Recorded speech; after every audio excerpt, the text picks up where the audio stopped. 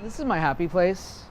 This is where I come to get away from the world and all of its weirdness. My name is Travis Rivas. I am a comic book writer here in San Diego. I've written several comic books, including The Unstoppable Cherub. Right now I'm working on a story called Super-Abled Comics, which is all about disabled creators creating disabled superheroes. We are here at SoCal Comics. We're looking at the Flash. Flash is pretty cool. This last summer I went to the Lucky Finn Project weekend where I got to finally meet a bunch of individuals with limb differences and disabilities like me.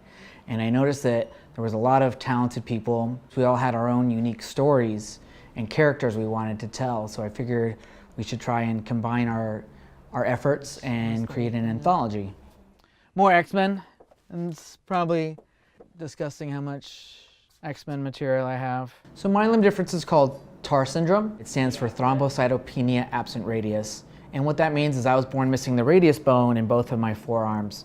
There are people with TAR syndrome all over the world who have more than just limb difference problems.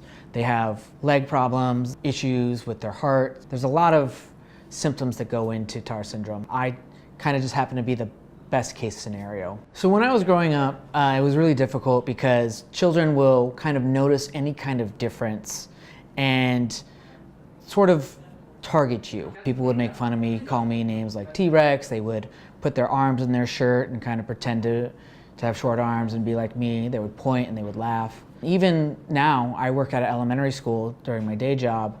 I still have children that point and laugh at me. It's just now as an adult, I have the ability to confront them and say, hey, it's not okay to do that. Whereas as a kid, I didn't have that ability and I really internalized a lot of it.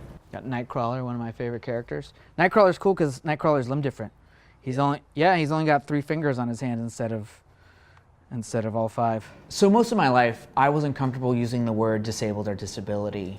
And it wasn't until I started meeting other individuals with limb differences that I started to have this kind of conversation about it. Something I've noticed is that there's a big conversation going on in the community on whether or not you use the term disabled. I use limb difference because I think it's the most applicable to me.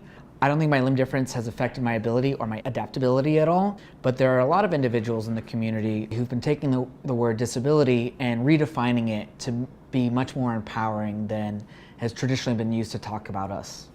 So when I was working on this anthology, I was really struggling to come up with a name, and then I saw an interview with Amy Purdy, who is a bilateral double leg amputee, and she talked about her experiences living the life as someone with a disability. And she said, I'm not disabled, I'm super-abled. And that term just clicked with me. So I've recently been talking out on Twitter about how a particular movie kind of engaged in a disability erasure. And I got a lot of responses. And this particular character is a superhero.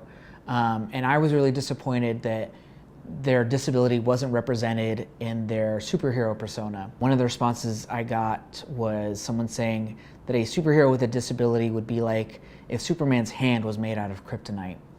And my response to them is that my hands are not kryptonite.